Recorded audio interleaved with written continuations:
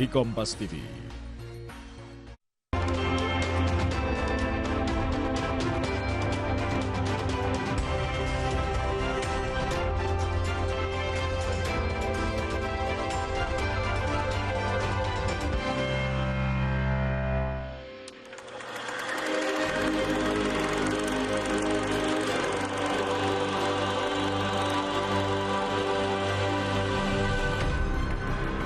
Isu Sri Mulyani Indrawati mundur dari kabinet terjawab sudah. Kurang dari 2 pekan sejak rumahnya di Tangerang Selatan, Banten dijarah masa perusuh, SMI akhirnya di-reshuffle oleh Presiden Prabowo. Sri Mulyani telah serah terima jabatan dengan penggantinya Purbaya Yudi Sadewa di Kementerian Keuangan hari Selasa. Pasti dalam menjalankan amanah ada kekurangan, ada kekhilafan. Dan untuk itu saya dengan rendah hati memohon maaf. Saya pamit undur diri pagi hari ini dan mohon mulai saat ini untuk kami dihormati ruang privasi kami atau ruang pribadi saya sebagai warga negara biasa.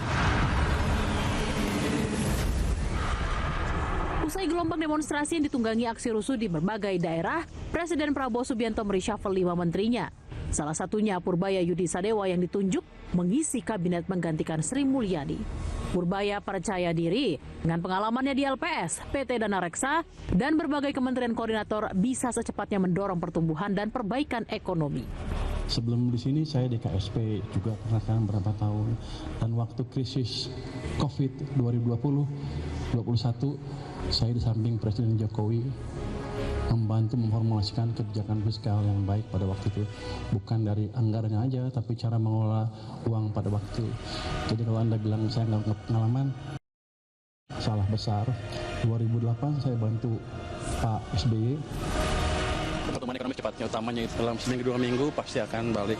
Kalau IHSG anjlok biasa mungkin takut, tapi kan saya lama di pasar, saya 15 tahun lebih di pasar, jadi saya tahu betul bagaimana memperbaiki ekonomi.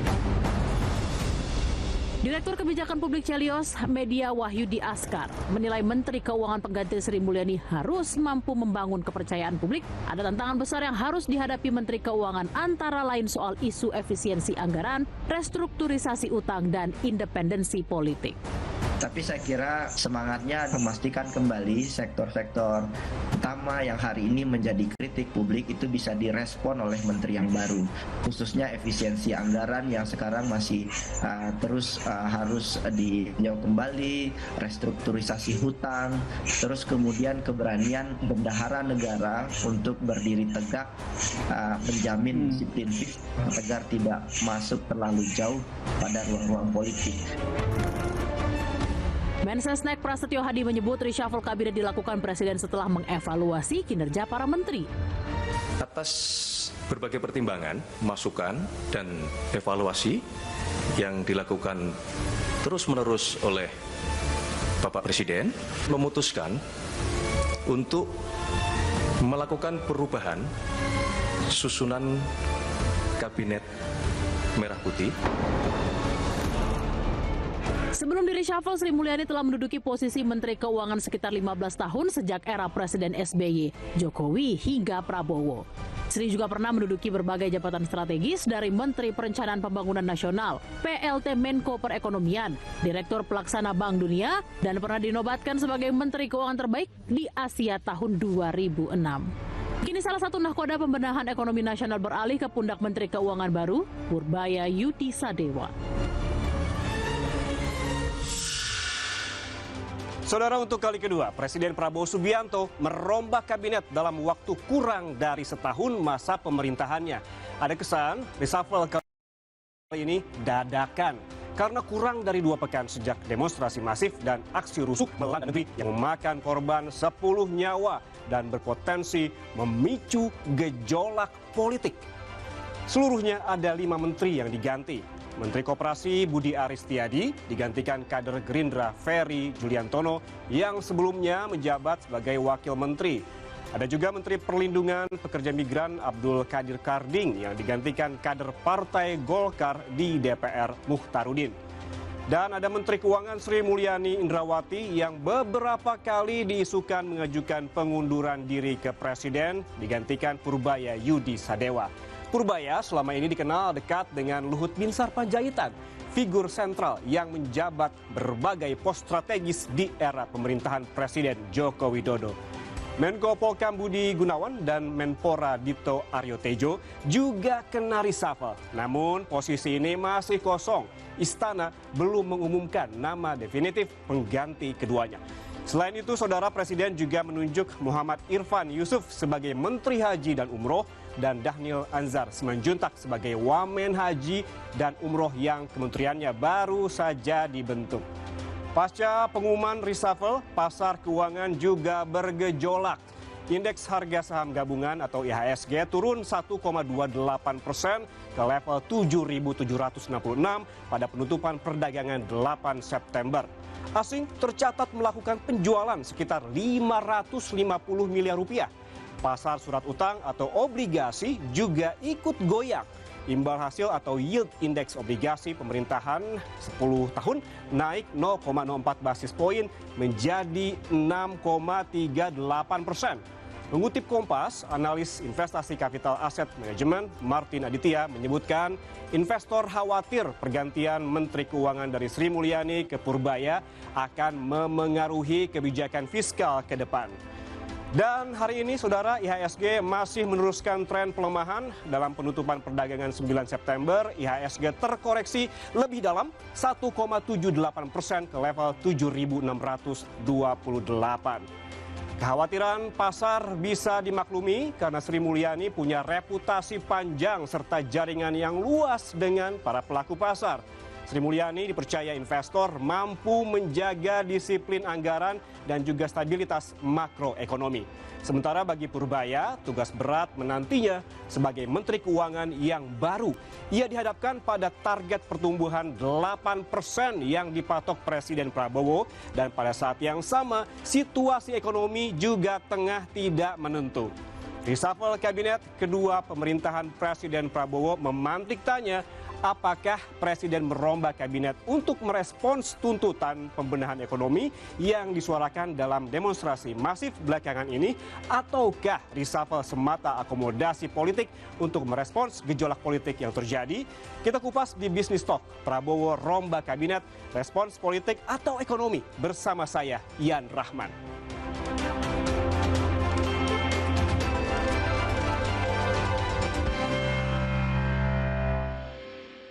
Saudara, Prabowo rombak kabinet, respons politik atau ekonomi. Bersama saya di studio sudah kehadiran sejumlah narasumber. Saya perkenalkan yang paling ujung kanan saya ada Ferry Latuhihin, ekonom dan analis pasar modal. Kemudian ada Suhartono, wartawan Istana Harian Kompas 2004-2025. Dan paling kanan saya ada Burhanuddin Muhtadi, Direktur Eksekutif Indikator Politik Indonesia. Dan ada Sarman Simanjorang, Wakil Ketua Umum Kadin Bidang Otonomi Daerah sebelah kiri saya. Kemudian saya juga perkenalkan ada Ahmad Doli Kurnia Tanjung, Waketum Partai Golkar. Dan yang paling ujung kiri ada Samsul Asar, wartawan senior Kontan. Selamat malam Bapak-Bapak semua. Selamat malam. Saya langsung ke Mas Burhan terlebih dahulu. Ini menurut Anda terkait urgensi dari reshuffle yang dilakukan oleh Presiden Prabowo Subianto, apakah ini terkait respon tuntutan demo atau justru merespon gejolak politiknya? Sebenarnya tanpa harus melakukan reshuffle secara besar-besaran, Pak Prabowo punya urgensi karena kementerian baru, Kementerian Haji dan Umroh, itu baru saja disetujui antara pemerintah dengan DPR. Jadi ada momentum itu yang membuat Pak Prabowo kemudian melakukan reshuffle bukan sekedar melantik menteri dan wamen untuk kementerian baru, tapi juga untuk merespon hal-hal yang baru saja terjadi, terutama berkaitan dengan demo. Ya. Dan itu mungkin yang menjelaskan mengapa waktu aksi-aksi massa yang berujung pada kekerasan, itu Menko Polkam saat itu, yaitu Pak BG, itu tidak tampil di depan. Dan Pak Prabowo mengkonfirmasi dengan melantik Menko Polkam ad interim ya, meskipun kita tahu sampai sekarang belum tahu siapa pengganti tetapnya. Apakah artinya ini solusi dari Presiden hanya melakukan reshuffle saja? Ya salah satunya itu ya, tentu saja ada banyak perdebatan yang kita bisa angkat berkaitan dengan siapa penggantinya, terutama di jajaran Kementerian Keuangan. Karena Pak Purbaya baru saja dilantik sudah membuat daftar kontroversi ya. Bahkan baru saja sertijab sudah langsung didemo.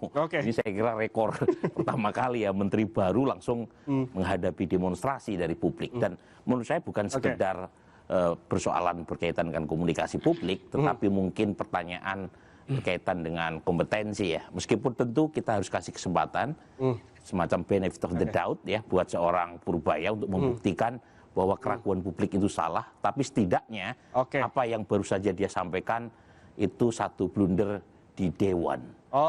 Dari pertama ketika dia diumumkan sebagai menteri. Saya ke Mas Har. Mas Har, menurut Anda apakah reshuffle yang dilakukan oleh Presiden Prabowo Subianto kemarin ini terkesan dadakan atau tidak? Karena banyak sekali ungkapan dari para menteri yang di reshuffle ini, bahkan beberapa jam sebelumnya tidak mengetahui akan adanya reshuffle. Ya, betul. Jadi Prabowo itu tidak pernah secara terbuka menyatakan apa yang ingin dia lakukan dalam agenda-agenda pemerintahan itu, terutama juga di agenda-agenda istana. Nah, jadi memang reshuffle yang kemarin terjadi itu betul-betul dadakan. Jadi para calon menteri itu baru diberitahu antara 2 sampai 3 jam. Bahkan menteri-menteri yang akan diganti itu tidak diberitahu. Mereka hanya mencari tahu sendiri saja. Ada yang betul-betul tidak tahu, tapi yang saya dengar seperti Pak Budi Gunawan, lalu Bu Sri, dia sudah mendapat info-info ya. Jadi dia sudah tahu. Jadi memang ini kan reshuffle kabinet yang pertama sejak dilantik 20 Oktober 2024. Jadi Prabowo itu merasa apa yang dia lakukan selama 10 bulan lebih ini berhasil. Misalkan dari sejumlah hasil survei menunjukkan capaian-capaian yang bagus ya. Lalu juga menurut Badan Pusat Statistik ya, pertumbuhan cukup baik. 5,12%. Meskipun Bank Dunia baru saja merevisi sebelumnya 4,8. Kalau memang seperti itu, mengapa harus ada reshuffle kalau memang kinerjanya bagus? Ya, Presiden itu sebetulnya tidak mau sesuatu yang gaduh. Karena apa yang sudah dilakukan ini boleh dibilang cukup berhasil. MBG beliau merasa itu berhasil. Meskipun ada ekses-ekses, misalkan makanannya ternyata basi. Lalu ada korupsi, wamenaker. Ya itu bagian ekses-ekses. Tapi secara keseluruhan boleh dianggap cukup berhasil. Baik. Pak Doli, kader Anda di reshuffle. Menurut Anda ini dadakan atau enggak? Menurut saya reshuffle ini mempertemukan 3 hal ya. Menjadi satu momentum. Yang pertama, selama 10-11 bulan ini Pak Prabowo itu sebetulnya menilai. Dan itu berkali-kali juga disampaikan kan di pemberitaan bahwa dia mengingatkan ya, jajaran kabinetnya ya bagi siapa saya jajaran yang tidak sama saya atau yang lambat saya tinggal dan segala macam. Nah, setiap Pak Prabowo menyampaikan pernyataan-pernyataan itu, semua orang kan menyangka ini akan ada reshuffle. Setidaknya kalau nggak salah ada 3 kali itu dia kasih sign ya bahwa kabinet harus bekerja maksimal. Jadi sebetulnya selama 10-11 bulan ini dia sudah punya raport masing-masing, satu. Yang kedua, momentumnya adalah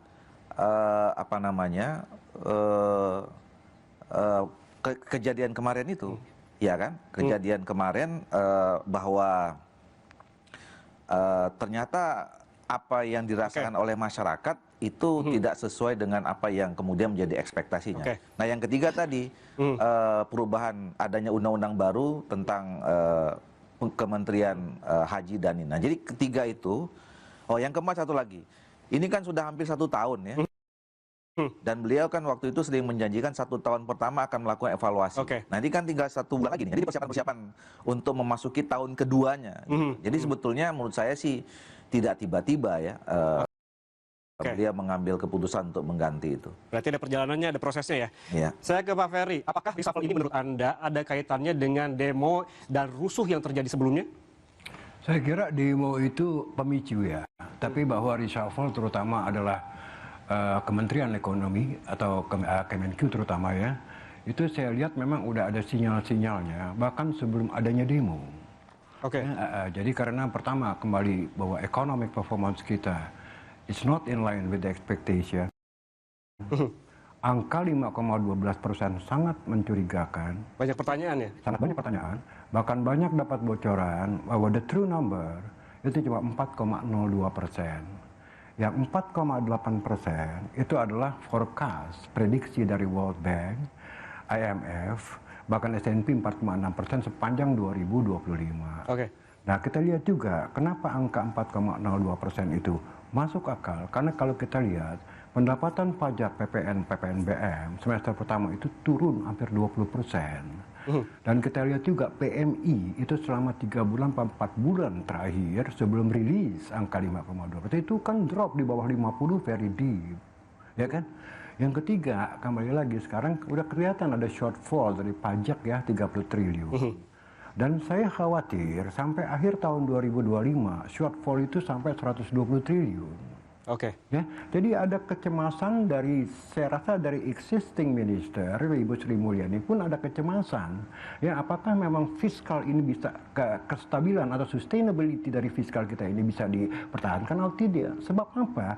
Di satu pihak kita lihat penerimaan negara turun, tapi di lain pihak spendingnya sangat luar biasa yang kontraproduktif. Maaf aja saya bilang, MBG itu kontraproduktif, pemborosan yang sangat dahsyat.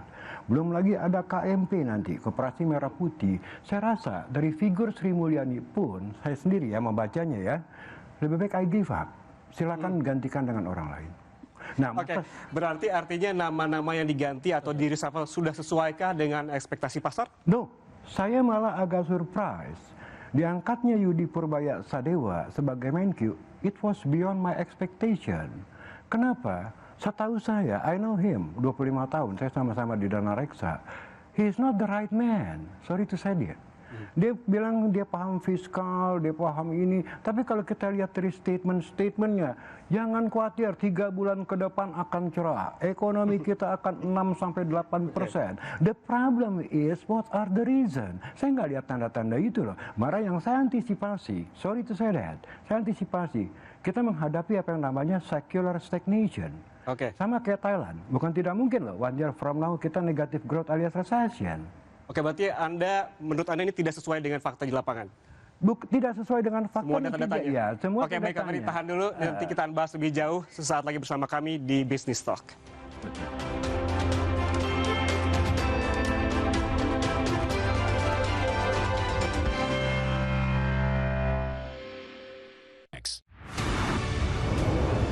Kita berharap dalam momentum ulang tahun ini, teruslah menjadi media yang terdepan dalam menyampaikan informasi-informasi yang kredibel dan dapat dipertanggungjawabkan.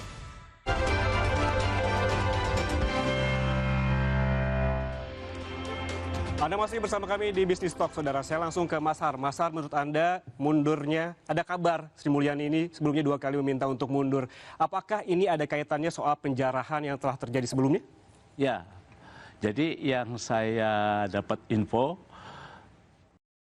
siang hari sebelum terjadi penjarahan, Ibu Sri itu sudah datang ke sana.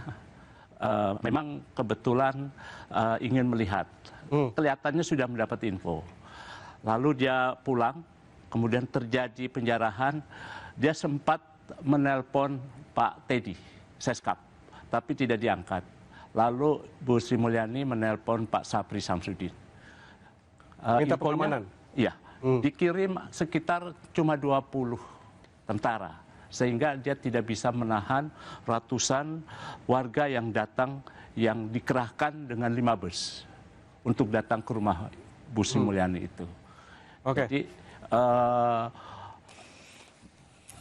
Ibu Sri Mulyani merasa ini baru aset-asetnya saja. Bagaimana kalau dia ada di rumah, jiwanya juga diambil.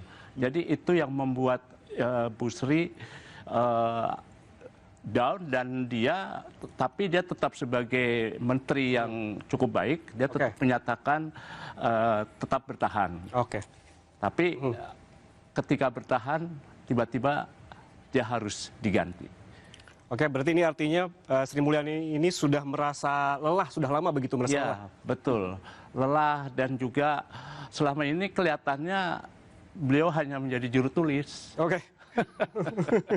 Bukan menteri. Berarti ikut saja apa kata pusat begitu? Betul. Berbeda ketika di zamannya Presiden Jokowi. Lebih kreatif.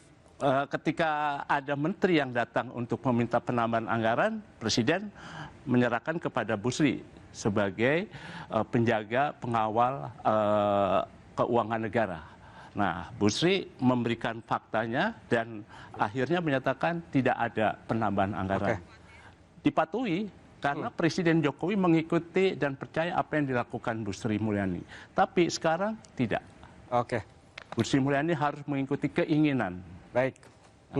Kalau kita melihat adanya pergantian dari Sri Mulyani ke Purbaya, Pak Sarman, menurut Anda sebagai pelaku pasar begitu dan juga pelaku usaha, apakah ini melagakan atau sebaliknya? Karena memang setelah pelantikan banyak sekali kata-kata dari Pak Purbaya ini yang kontroversi. Ya, kalau kami dari pelaku usaha tentu apapun yang menjadi kebijakan Presiden untuk melakukan reshuffle, kita akan mendukung. Karena kita yakin itu sudah melalui proses evaluasi yang komprehensif. Dengan melihat fakta yang ada di lapangan saat ini. Yang pertama kita lihat ada 3 klaster nih yang di reshuffle nih. Pertama klaster ekonomi. Di sana ada Menteri Keuangan dan Menteri Koperasi. Kemudian klaster keamanan yaitu Menko Polhukam. Kemudian klaster pelayanan kepada masyarakat yaitu atau SDM, yaitu ada Kemenpora, kemudian Koperasi, kemudian Haji, ya. Dalam hal ini. Nah, kami tentu dari Kadin menyoroti adalah klaster ekonomi dan keamanan dalam hal ini. Nah, kita lihat tentu bahwa kita menunggu apa sih terobosan, kelihaian, dan juga strategi yang akan dilakukan oleh Menteri Keuangan untuk menjawab tantangan fiskal kita saat ini, ya kan? Karena bagaimanapun bahwa kualitas dan kuantitas seorang Sri Mulyani bukan hanya diakui oleh dunia Indonesia, tapi dunia internasional sangat diakui. Nah, ini harus betul-betul bisa diseimbangkan oleh Menteri Keuangan yang baru. Bagaimana mengelola keuangan kita, bagaimana supaya ekonomi kita semakin produktif. Dalam tanda kutip, tantangan kita saat ini, daya beli masyarakat kita yang belum stabil, kemudian juga tantangan ketenagakerjaan kita juga yang saat ini juga semakin besar, ini harus kita jawab. Itu satu. Kemudian dari sisi keamanan, ya kita lihat kemarin hampir 4 hari, ya yang namanya demo di Jakarta misalnya dan kota-kota lain, itu sangat menekan aktivitas ekonomi kita. Ratusan miliar kita akan rugi karena tidak ada transaksi. Pusat-pusat perbelanjaan, mall, pusat kuliner, pariwisata itu tidak ada, kosong. Karena apa? Orang tidak berani keluar rumah karena keamanan tidak terjamin. Pandangan dari pemerintah pusat menurut Anda masih kurang kemarin? Ya, saya rasa mungkin inilah dievaluasi oleh Pak Presiden karena ini juga sudah hampir setahun bahwa bagaimana mengantisipasi ke depan dengan tantangan keamanan, dengan tantangan ekonomi kita ke depan, ini perlu suatu penyegaran. Makanya kita tunggu nih terobosan-terobosan baru oleh pertama Menteri Keuangan kita dalam hal ini. Kita pengusaha sangat menunggu apa yang akan dilakukan ke depan. Satu, yang kedua tentu dari sisi keamanan. Kita ingin supaya unjuk rasa yang terjadi kemarin itu adalah yang pertama dan terakhir. Kalaupun misalnya dilakukan unjuk rasa, tentu yang damai. Aspirasi anarkis no. Pak Sarman, menurut Anda tadi Mas Al sempat bilang bahwa Sri Mulyani sebelumnya disebut sebagai juru tulis. Apakah Anda setuju dan apakah juga khawatir nanti Pak Purbaya juga menjadi juru tulis? Nah, tadi kan kami dari sisi pengusaha itu optimis sejalan dengan optimisme pasar dalam hal ini. Itulah yang harus dijawab oleh seorang Menteri Keuangan yang baru. Kalau tadi disampaikan bahwa Ibu Sri Mulyani dulu adalah juru tulis, nah sekarang buktikan bahwa beliau memiliki sikap independen mengelola keuangan negara dalam hal ini. Bagaimana memperkuat pasar fiskal kita sehingga pasar akan merespon dengan hijau, dengan positif. Oke, Mas Samsul, kalau kita lihat pada saat pelantikan kemarin ada yang bergejolak yaitu IHSG. Apakah ini artinya ada kekhawatiran dari pelaku pasar terhadap pergantian dari Sri Mulyani ke Pak Purbaya? Kami melihat seperti itu. Tadi seperti diungkapkan Pak Ferry sudah jelas bahwa ada kekhawatiran itu. Kekhawatirannya adalah Menteri Keuangan yang baru nanti yang sudah dilantik kemarin dan hari ini sudah di demo itu akan menyetempel seluruh keinginan dari pemerintah terutama presiden untuk menjalankan semua program-program yang mungkin janji politik. Kalau hari ini turun 1,28% IHSG dan rupiah tertekan sampai 16.470 ya. Dan itu mungkin beberapa hari ya Pak Ferry biasanya ya. 3 hari atau 4 hari mungkin akan terasa seperti itu. Ini mungkin hari kedua, mungkin besok masih akan ada tekanan lagi dan sebagainya. Dan itu mungkin sampai ada pernyataan yang benar-benar dari Menko itu meyakinkan. Karena kalau kita lihat dari statement hari pertama dan hari ini gitu, ada kekhawatiran. Jangan-jangan kalau memang semuanya program MBG, Koperasi Merah Putih dan sebagainya diloloskan aja, itu defisit yang 2,9% dari PDB. Tahun depan itu akan mungkin bocor, akan mungkin menembus 3% yang jadi kekhawatiran. Kenapa? Kalau mengkhawatirkan, karena apa? Sekarang ini kan debt to service ratio kita itu sudah di atas 45%, betul Pak Ferry ya? 23,9. Debt to service ratio ya? DSR kita 23,9. 23. Dan itu sudah sangat mengkhawatirkan. Sangat mengkhawatirkan. Nah itu yang akan nambah lagi tahun depan kalau karena penerimaan pajak kita tadi sebut Pak Ferry shortfall. Karena apa? Dunia usaha kita memang sedang lesu dan itu fakta yang tadi menurut Mas Har laporannya tidak seperti itu loh. 5,12% yang menyenangkan. Nah, fakta-fakta seperti itu yang jadi kekhawatiran.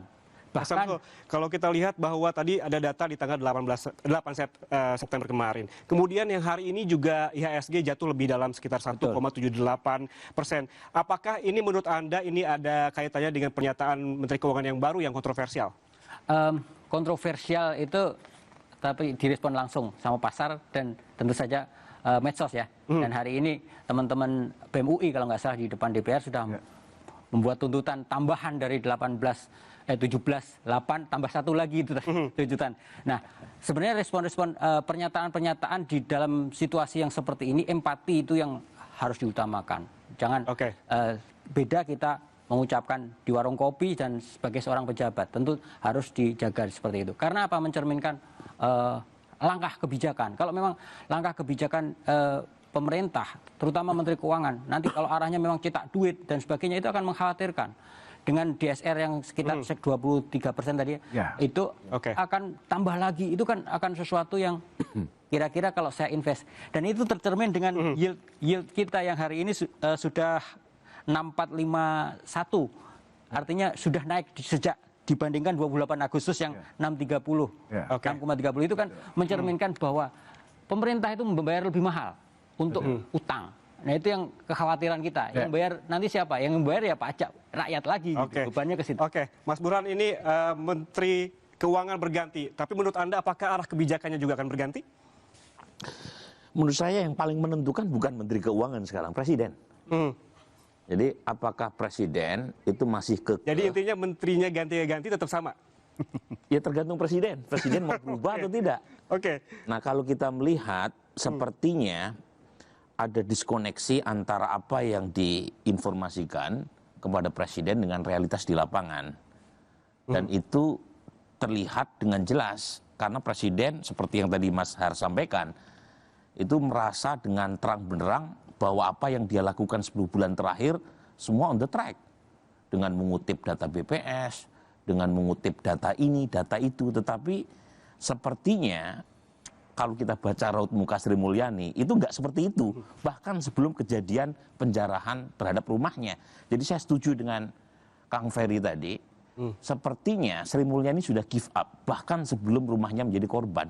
Karena memang ada tarik-menarik berkaitan dengan alokasi anggaran Presiden untuk program populis di tengah situasi seperti sekarang yang tentu saja membuat seorang Sri Mulyani seharusnya menjadi pengawal paling akhir terkait dengan disiplin fiskal.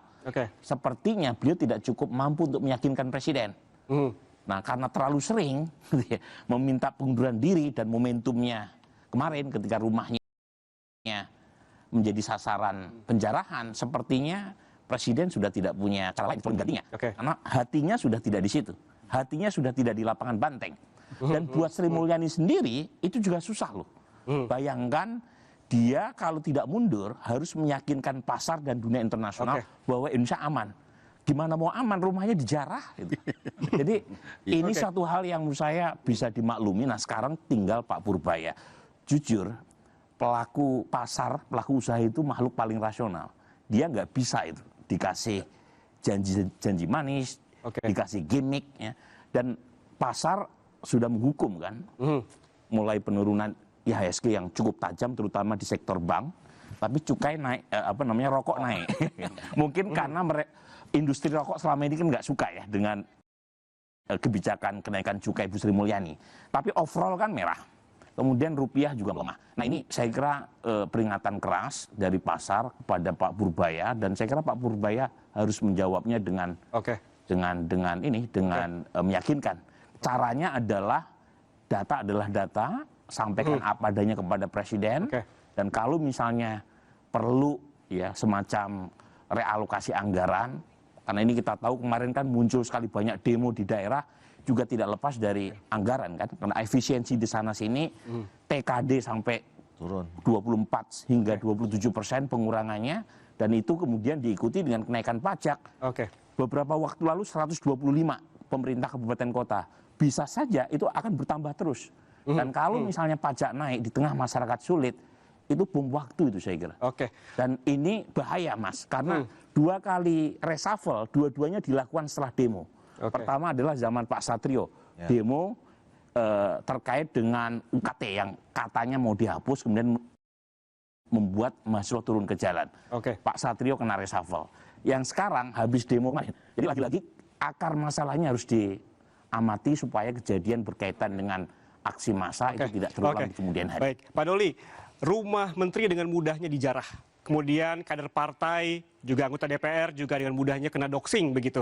Bagaimana kondisi ekonomi ke depannya menurut Anda? Ya tentu sebetulnya dengan adanya reshuffle ini langkah yang diambil oleh Pak Prabowo yang memunculkan ya harapan baru ya. Dengan kejadian kemarin itu kan ini kira-kira langsung dijawab. Oke, detailnya 17+8 dibagi sekian, gitu ya, mana yang harus dijawab DPR, sudah dijawab. Tapi kan pemerintah banyak juga tuh PR-PR yang disampaikan dari 17+8. Belum lagi sebetulnya di luar 17+8 kan masih banyak masalah, akar masalah yang tentu menyebabkan munculnya 17+8 itu cuma jadi simptom saja. Nah, dugaan saya kira juga apa langkah yang diambil oleh Pak Prabowo ini adalah untuk bagaimana kita membuat ya ini langkah yang harus kita ambil untuk menjawab yang kemarin sehingga kita punya optimisme baru kira-kira begitu. Baik. Kemudian Pak Ferry, bagaimana kemudian hitung-hitungan ekonomi dan juga politiknya dari langkah Presiden mereshuffle kabinetnya? Namun tahan dulu, jawabannya akan kami hadirkan saat lagi. Tetap bersama kami di Business Talk.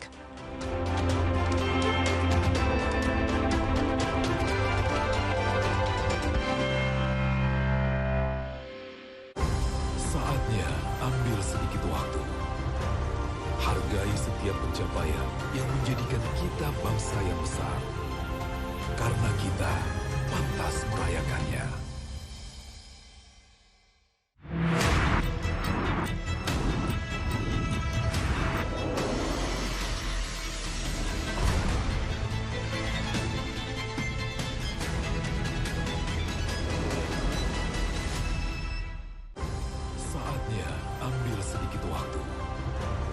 Hargai setiap pencapaian yang menjadikan kita bangsa yang besar.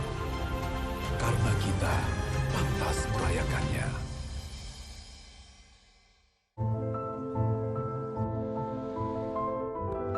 Every mile is a reminder of cherished memories. Suzuki France, marvelous at every mile. Saatnya ambil sedikit waktu. Hargai setiap pencapaian yang menjadikan kita bangsa yang besar. Karena kita pantas merayakannya. Renovit dengan 26 vitamin dan mineral lengkap, bantu jaga kesehatan dan daya tahan tubuh. Dengan 26 vitamin dan mineral lengkap, bantu jaga kesehatan dan daya tahan tubuh. Minum Renovit, siap jaga kesehatan dan daya tahan tubuh. Produksi Konimax. Kan aku udah rajin ngejaga gigi aku supaya nggak berlubang. Tapi aku juga punya gigi sensitif. Saran saya, lindungi keduanya. Saya rekomendasikan baru Sensodyne cegah gigi berlubang dan sensitif. Pakai Sensodyne, tidak usah kompromi.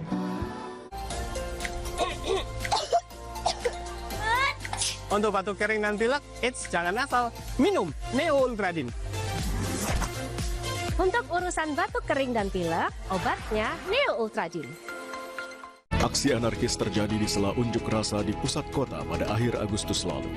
Sebagai wujud penolakan atas aksi anarkis tersebut, Youth Leader Forum dan Forum Jogo Surabaya menggelar ikrar dan doa bersama Jogo Surabaya. Selengkapnya dalam Bincang Kita, ikrar dan doa bersama Jogo Surabaya, Rabu 10 September, pukul 9:30 pagi di Kompas TV, dipersembahkan oleh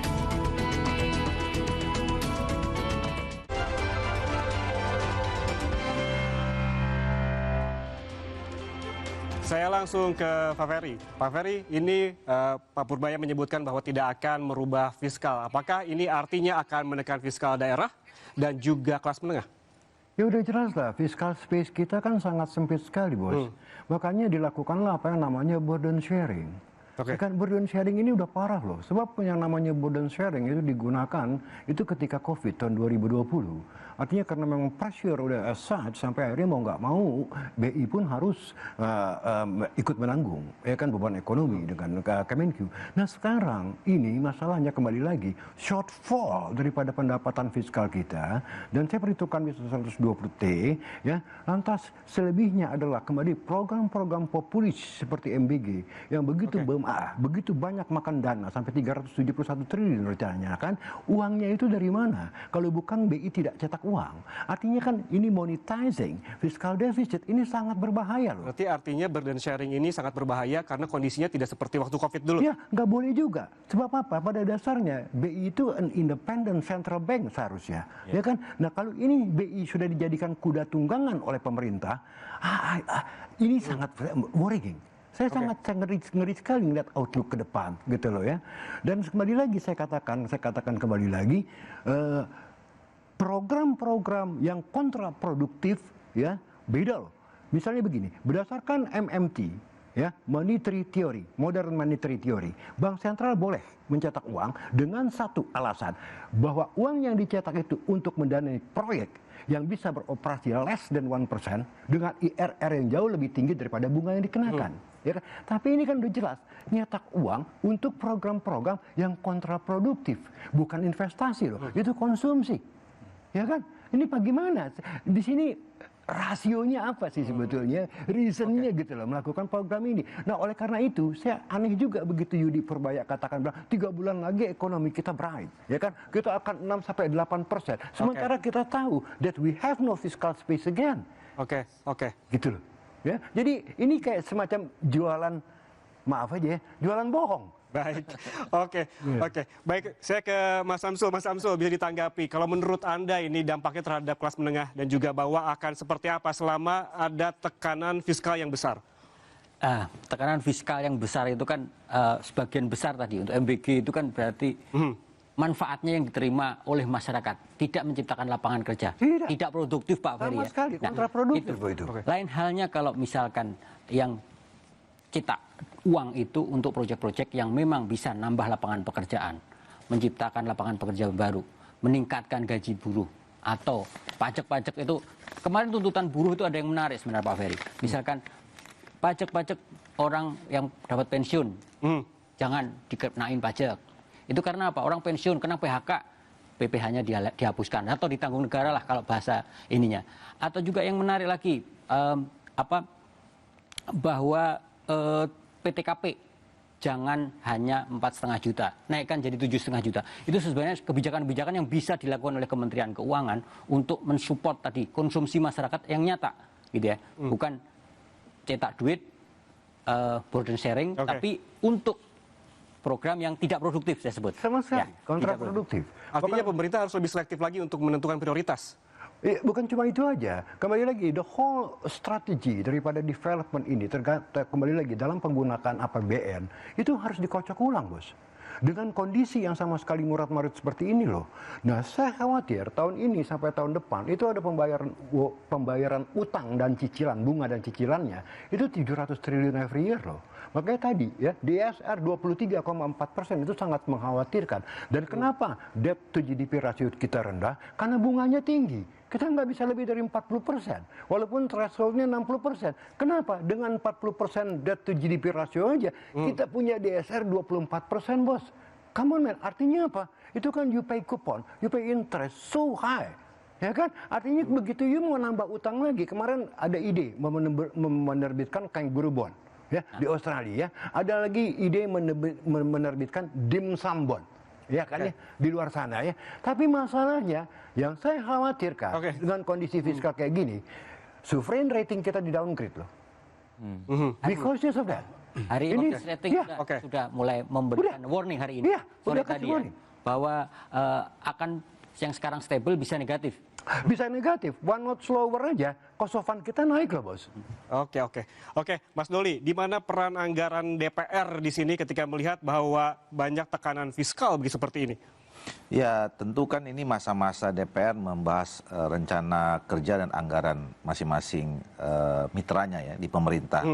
Nah, tentu saya kira informasi-informasi yang berkembang pasca kemarin mulai dari adanya peristiwa 25-28 itu harusnya bisa menjadi dasar ya mereka membuat asumsi-asumsi yang lebih objektif gitu. Nah, sehingga memang nanti program-program yang muncul dari rencana kerja masing-masing mitra kerja di masing-masing komisi dan pemerintah itu bisa sesuai dengan apa yang diharapkan oleh masyarakat. Berarti Masar, di mana posisi politik Prabowo di tengah tekanan ekonomi saat ini?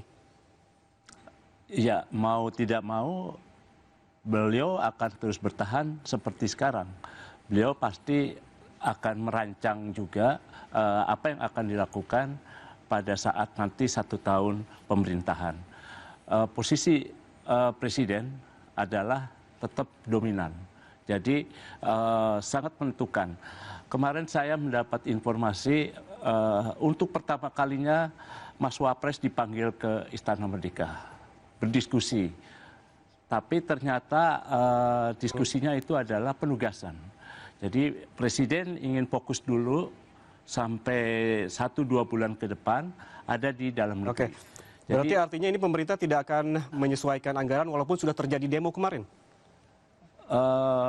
Penyesuaian pasti akan dilakukan, tapi tentu apa yang dilakukan Presiden tetap pada keyakinan bahwa apa yang selama ini sudah dilakukan itu sudah cukup kuat. Kan salah satu tujuan dari reshuffle sekarang ini adalah kan penguatan kinerja dan sinergi di antara 156 menteri, wamen, dan itu yang harus diperkuat oleh Presiden. Sehingga apa yang sedang berlangsung sekarang, Presiden akan tetap menjaga koridor-koridornya. Sepanjang para menteri mematuhi 3 hal. 1, governance, tata kelola betul-betul dijalankan. Kedua, tidak melakukan korupsi. Dan yang ketiga adalah melakukan komunikasi yang baik. Komunikasinya inklusif. Tidak seperti sebelum Juni kemarin. Sebelum Juni kemarin itu ada 7 menteri dan 1 wamen yang dipanggil. Itu sekedar diperingatkan saja. Agar kinerjanya diperbaiki. Karena kalau tidak, Presiden mengancam akan dilakukan ditukar. The right man, the right place. Tapi bila mana itu tidak berlangsung juga, baru dilakukan reshuffle. Dan kelihatannya reshuffle yang sekarang sudah menjadi insting Presiden harus dilakukan sekarang. Oke, ke Pak Ferry. Pak Ferry, Menteri Keuangan yang baru sempat menyebutkan optimismenya terkait dengan pertumbuhan ekonomi 8% 3-4 tahun mendatang. Apakah Anda memiliki optimisme yang sama? Kita bahas usai jeda, tetaplah bersama kami di Business Talk.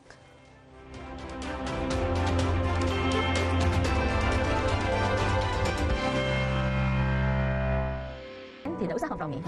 Aksi anarkis terjadi di sela unjuk rasa di pusat kota pada akhir Agustus lalu. Sebagai wujud penolakan atas aksi anarkis tersebut, Youth Leader Forum dan Forum Jogo Surabaya menggelar ikrar dan doa bersama Jogo Surabaya. Selengkapnya dalam Bincang Kita, ikrar dan doa bersama Jogo Surabaya, Rabu 10 September, pukul 9:30 pagi di Kompas TV, dipersembahkan oleh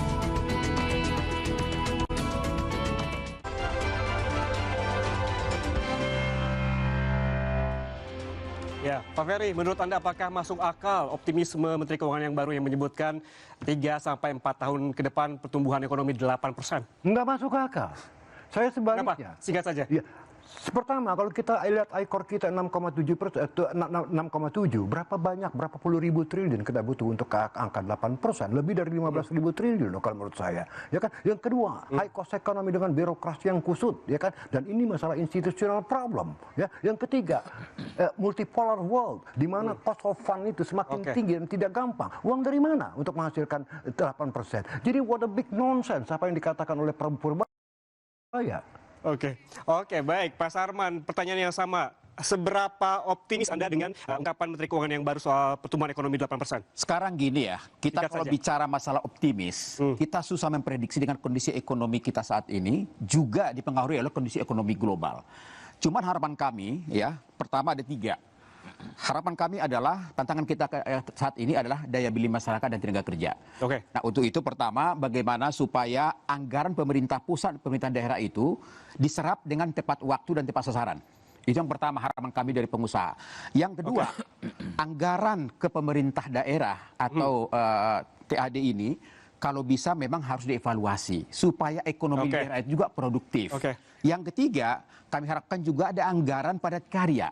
Padat karya di daerah, apakah itu untuk merehabilitasi jalan-jalan lingkungan, drainase segala macam, untuk mendapatkan pekerjaan anak daerah, dan itu juga ujung-ujungnya adalah untuk meningkatkan daripada daya beli masyarakat kita. Itu harapan kami dari pelaku usaha. Baik, Mas Samsul, dari sisi Anda seperti apa? Apakah masuk akal pertumbuhan ekonomi 8%? Optimisme boleh, tapi jangan omon-omon. Hitung-hitungannya jelas, Pak Ferry tadi. Ya, apa target untuk 8%? Paling nggak sekarang nggak turun lagi lah. Kalau sekarang semester 2 ini ada optimisme naik karena PMI naik, terus dunia usaha juga optimis menyambut meningkatkan produksi. Nah, itu harapannya sedikit-sedikit lah. Tapi kalau sampai 8%, ya saya setuju dengan Pak Ferry. Ya, kita realistis. Malah saya lihat trending down sampai ke bawah 4%. Benar. Kalau saya ngelihat trending down-nya, ini memang benar-benar apa yang saya katakan istilah baru ya, mungkin buat teman-teman, secular stagnation. Karena kita nggak punya backbone lagi dalam fiskal, dan bisa aja terjadi krisis seperti di Thailand loh. Baik, saya ke Mas Burhan. Dengan adanya reshuffle, apakah demonstrasi akan berhenti menurut Anda? Saya terus terang tidak yakin. Meskipun saya berharap analisis saya salah, tetapi sepanjang tidak menyasar akar masalah mengapa demonstrasi itu muncul, kemungkinan demo itu akan bisa terulang. Nah, akar masalahnya itu ekonomi. Tadi Bang Sarman menyebut 2, keamanan dan ekonomi. Tetapi stabilitas keamanan, stabilitas politik, itu tergantung oleh kondisi ekonomi. Sekarang pengangguran 7 juta. Kemudian pekerja tanpa upah itu 20 juta. Mereka yang bekerja di sektor informal, gig workers, itu 31 juta. Total 58 juta. Kalau masing-masing pegang 3 orang di rumah tangga mereka, kita punya 3 kali kurang lebih sekitar 60. Jadi hampir 180 juta. Ini prekariat yang menurut saya bisa menjadi sumber instabilitas kalau akar masalahnya tidak dituntaskan. Pak Doli, pertanyaan yang sama. Apakah reshuffle yang dilakukan oleh Presiden akan menghentikan demonstrasi? Ya, kita berharap seperti itu ya. Kalaupun kemudian ada tetap penyampaian aspirasi, ya tidak mengulangi kejadian yang kemarin ya, tidak ada kerusuhan, tidak ada penjarahan gitu. Karena memang kan pemerintah dan DPR khususnya juga perlu terus diawasi kan oleh masyarakat, oleh mahasiswa gitu. Dan saya setuju tadi, saya kira memang apa yang disampaikan oleh rakyat, masyarakat kita dan adik-adik mahasiswa itu juga harus cepat direspon dengan hal-hal yang konkret penyelesaian masalah ekonomi. Dan ini tantangan dari menteri-menteri baru ini, karena tadi saya katakan menteri yang baru diangkat, apalagi yang berkaitan dengan soal ekonomi, itu kan momentumnya untuk menjawab yang kemarin tuntutan dari masyarakat itu. Jadi kita tunggulah, kita berharap ya optimisme yang mau sekarang dibangun oleh Pak Presiden itu harus dikonkretkan tidak lanjut oleh menterinya yang baru ini khusus. Kemudian kebijakan fiskal apa yang harus dikoreksi? Singkat saja. Ya, saya melihat perkembangan kemarin ya, terutama yang tadi itu soal fiskal ke daerah. Kita udah evaluasi, karena kan kami di Komisi 2 ya. Memang selama ini kan ketergantungan pemerintah daerah terhadap dana transfer pusat itu terlalu besar. Hampir 80% pemerintah daerah itu semuanya tergantung dari pusat. Mereka rata-rata PAD-nya cuma 20-21% gitu. Jadi bayangkan kemarin kalau 900 triliun itu saja ya, ada kejadian Pati, ada kejadian Bones segala macam, ini diturunin 240 triliun ya, 900 triliun jadi 650 sekian kan. Nah, tentu saya kira mungkin pemerintah pusat juga pertimbangan ya, seperti yang disampaikan kan Pak Prabowo kan, tetap program-program yang menyangkut pro rakyat itu tidak akan disentuh pengurangan dari dana transfer itu. Tapi saya kira pengurangan itu perlu dicermati ya. Nanti kira-kira dampaknya ke daerah dalam 1, 2, 3 bulan ke depan itu seperti apa setelah diputuskan. Oke, Mas Ar, kalau ekonomi tidak dibenahi, apakah ini akan menimbulkan gejolak politik? Singkat saja. Pasti, yang jelas pasti. Dan kalau terjadi gejolak ekonomi yang sudah bertemu dengan politik, itu akan berkepanjangan. Pada akhirnya reshuffle akan terus terjadi. Selama juga jumlah kabinet kita masih gemuk. Bahkan diperkirakan akan terus bertambah. Karena nanti Dewan Pertimbangan Presiden akan dibentuk kembali. Itu sampai sekarang belum ada. Jadi potensi gejolak ekonomi yang bertemu dengan politik akan terus terjadi. Dan reshuffle bakal terus terjadi juga. Oke, artinya ini akan membebani dari fiskal dong? Sudah pasti. Sementara dan kemudian akan menimbulkan masalah rakyat. Iya. Kita kalau melihat tipenya Pak Purbaya, beliau akan setuju nanti bila dilakukan cetak uang kembali untuk menutup anggaran kita yang memang cekak. Karena nggak ada jalan lagi. Tapi kan cetak uang harusnya dilakukan di masa krisis, Mas Ar. Harusnya seperti itu, tapi itu akan terus terjadi. Karena kemarin yang saya dengar itu sekitar 400 triliun yang sebetulnya akan dilakukan oleh BI untuk pencetak uang. Tapi sementara yang disetujui adalah 200 triliun. Dan ini tidak tertutup, itu akan berkembang lagi jumlahnya. Baik, terima kasih. Itu sekaligus mengakhiri Bisnis Talk hari ini. Terima kasih Bapak-Bapak atas waktunya bersama kami di Kompas TV. Saya Yan Rahman pamit. Sampai jumpa.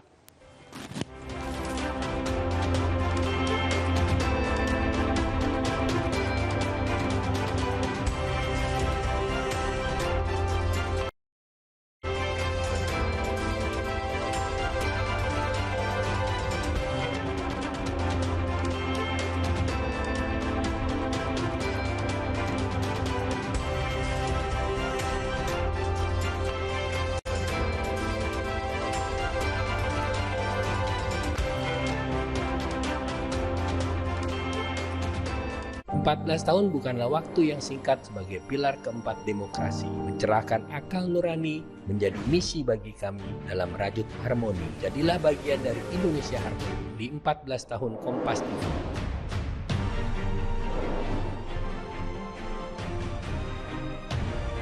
Saya Caca Lontong, saya mendukung Harmonisia sebagai wujud nyata menjaga keharmonisan Indonesia. Saksikan HUT ke-14 Kompas TV. Kompas TV terus berkembang dengan inovasinya sebagai mitra masyarakat dalam membangun harmoni di tengah keberagaman Indonesia.